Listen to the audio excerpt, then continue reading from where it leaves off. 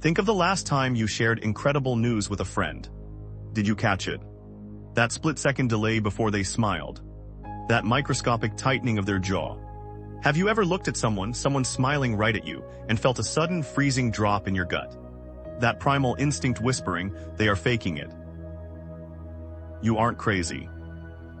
The most dangerous people in your life aren't the ones who scream their hatred. They aren't the ones who block you or argue with you or tell you they despise you to your face. Those people are honest.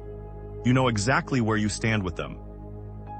No, the most dangerous people are the ones who smile while quietly praying for your downfall. Let's call them the smiling saboteur. As I reveal the psychology of these people today, a specific name is going to pop into your head. Do not ignore it.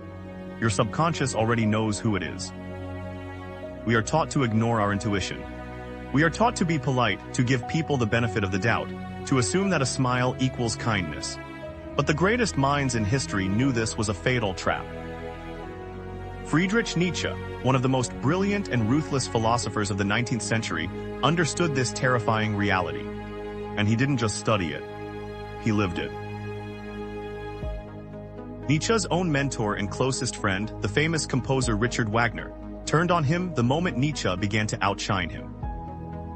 Nietzsche learned the hard way that true resentment hides in the micro-expressions and passive-aggressive silences we brush off as nothing. Nietzsche warned us about this. And after analyzing thousands of human dynamics, I can tell you exactly what this looks like today. Welcome to the resentment matrix. We are going to expose 3 undeniable psychological signs that someone secretly despises you. Pay close attention to the 3rd sign, because right now you are probably mistaking it for kindness. Sign 1. Your success is their mirror. Imagine this scenario. You've been working on yourself in the dark for months. Finally, it pays off. You land a promotion, you finally set a strict boundary with a toxic ex, or maybe you just look genuinely happy and in shape for the first time in years. You go to your friend. You share the news. A real friend lights up. They feed off your energy. But the smiling saboteur, their smile doesn't reach their eyes. It's a dead mechanical grin. Their congratulations sound like a script they are being forced to read at gunpoint.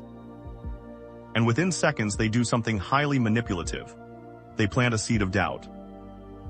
Wow, that's great. But aren't you worried about the workload? Finally. I mean, it took long enough, didn't it? Let's just see if it lasts. They execute a subtle downgrade of your achievement. Why do they do this? Are they just naturally cynical? Are they just playing devil's advocate? No. It is much deeper and much darker. Nietzsche coined a term for this specific emotion: ressentiment. When you level up, you destroy their excuses. If you both started in the same place but you managed to climb out of the rut, your success becomes a glaring, unavoidable mirror. It forces them to look at their own stagnant life, their own laziness, their own fear, and that reflection is agonizing. They have 2 choices. Choice 1.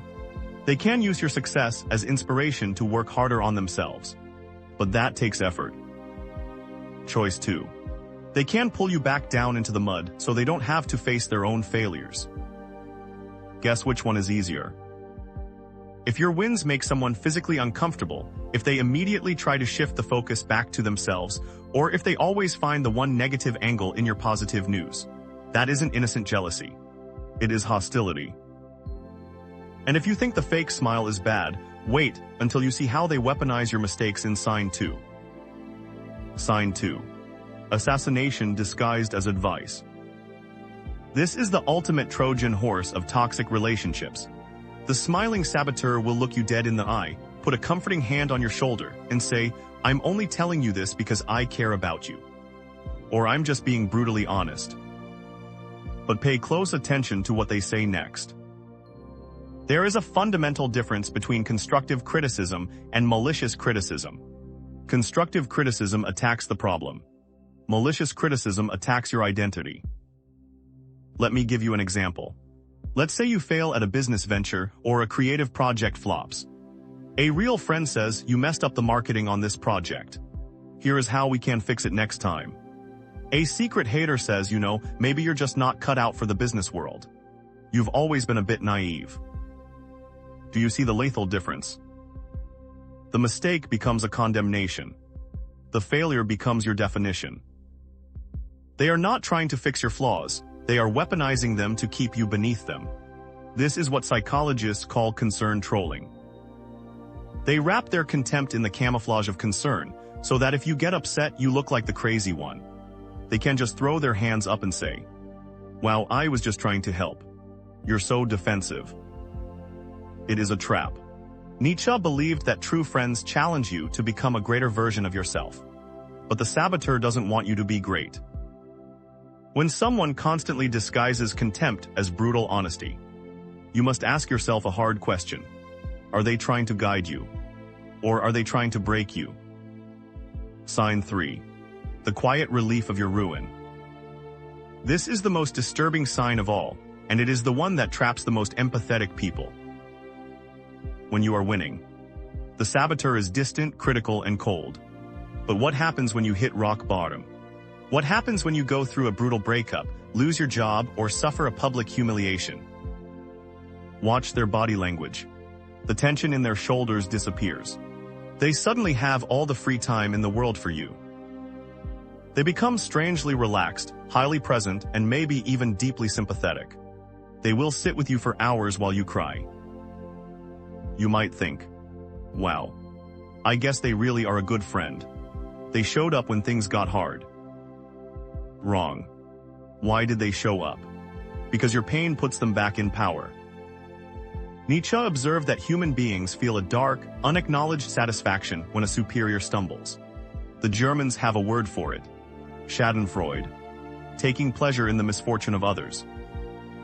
They won't laugh at you. That would blow their cover. Instead, they become a fascinated spectator to your grief. They love the broken, doubting, insecure version of you, because the broken version of you does not threaten their ego. Your misery is the ultimate comfort blanket for their insecurities. As long as you are suffering, they feel safe. The ultimate test of a friend isn't just who stands by you in the bad times. Almost anyone can pity you. The ultimate test of a true friend is who can stand by you, without an ounce of bitterness, when you are at your absolute best. So what do? If that name is still echoing in your head, if you realize you have a smiling saboteur in your inner circle, how do you handle it? You don't argue with them. You don't try to expose them. If you confront a covert hater, they will gaslight you. They will call you paranoid. Instead, you use the gray rock method. You become as uninteresting and unresponsive as a gray rock. When they offer their passive-aggressive advice, you don't defend yourself. You just look at them blankly and say, "Thanks for your perspective." You starve them of the emotional reaction they are desperately trying to provoke. And most importantly, you keep succeeding. You let your success be the ultimate filter. As you continue to grow, the altitude will eventually make them sick. They will naturally fall out of your life, because they simply cannot breathe the air at the level you are climbing to. Here is the reality Nietzsche leaves us with, and the ultimate rule of human nature you must screenshot and remember for the rest of your life. People will forgive your mistakes long before they forgive your success. Not everyone wants you to heal. Not everyone wants you to win.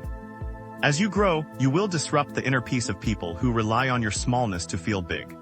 Their hatred won't be announced with a declaration of war.